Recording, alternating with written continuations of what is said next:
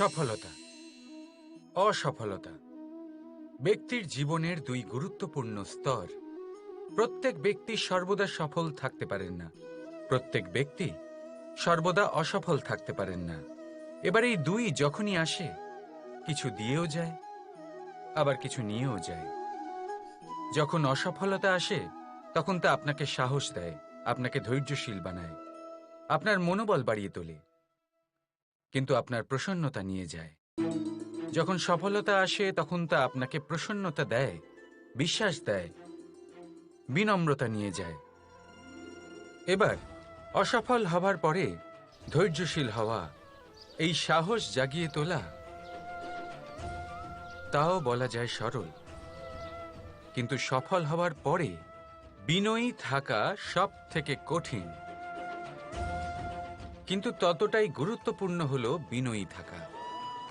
যখনই জীবনে আপনার সাফল্য আসবে, নিজের মনকে সংযত রাখুন, বিনম্রতাকে যেতে দেবেন না। যদি এরকম হয়, তাহলে সেই সাফল্য শিশিরের ফোঁটার মতো লুপ্ত হয়ে যাবে। রাধা রাধা। আমরা কর্ম করি, আর সেই কর্ম অনুসারে আমাদের তার ফল প্রাপ্ত হয়। এখন এই কর্ম আরো শ্রেষ্ঠ হতে থাকে, আমরা আরো প্রেরিত হতে থাকি। তার জন্য আমরা বড় বড় জ্ঞানীদের থেকে প্রভাবশালী, প্রেরণাদায়ক ব্যক্তির সাথে দেখা করার চেষ্টা করি, দেখা করিও। নিজের কর্মের বিষয়ে বিচার করি, আলোচনা করি, তাই তো? কারণ আমাদের কাজ দেখে তাতে বিশেষ মতামত সামনে থাকা ব্যক্তি দিতে পারে। কিন্তু এই পুরো চক্রতে সংসারের সব থেকে গুরুত্বপূর্ণ ব্যক্তির সাথে কথা বলতে আমরা ভুলেই যাই।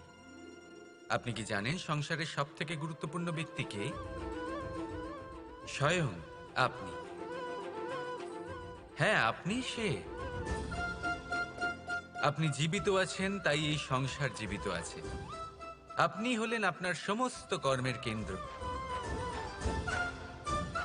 তাই এবার থেকে প্রতিদিন একটু সময় নিজের জন্য বের করে নিজের সাথে কথা বলুন। নিজেকে বুঝুন, নিজের কর্মকে বুঝুন।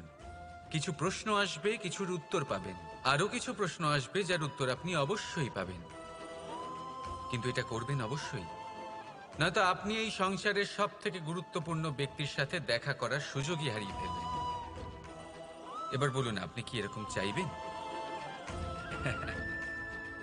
রাধা রাধা। ব্যক্তি সাফল্য পাওয়ার জন্য প্রথমে লক্ষ্য স্থির করে, তারপর পরিকল্পনা করে, তারপর পথে চলে। আর সব সময় এই চেষ্টাই করে থাকে যাতে তাতে সবচেয়ে কম বাধা আসে। এই পথে কোথাও কোনো চড়াই না আসে, কোনো উতরাই না আসে, কোনো খাদ না আসে। আর এখানেই সবচেয়ে বড় ভুল করে ফেলে। কিভাবে? ভাবুন, এক সোজা সরল পথ আপনাকে কোথায় নিয়ে যাবে? এক সরল সাধারণ স্থানে। সেখানে তো যে কেউ পৌঁছতে পারে, তাতে বিশেষত্ব কি আছে? ভাবুন, যদি আপনার পথে বাধা থাকে, বিঘ্ন থাকে, বিপত্তি থাকে, এবং তার ওপর এক শিখরও থাকে যা আপনার জন্য অপেক্ষা করছে। সাফল্যের সেই শিখর যেখানে কেউ সহজে পৌঁছতে পারে না, যা হলো বিশেষ। তাই নিজের জীবনে যখনই সমস্যা আসবে, তাকে ভয় পাবেন না, মুখে হাসি নিয়ে তাকে স্বাগত জানান। আর সাবধানে থাকবেন, যদি আপনার পথে কোনো বাধাই না আসে, তাহলে এর দুটোই অর্থ হয়। হয় আপনি নিজের লক্ষ্য সঠিক বেছে নেননি, নয় আপনি রাস্তা সঠিক বেছে নেননি।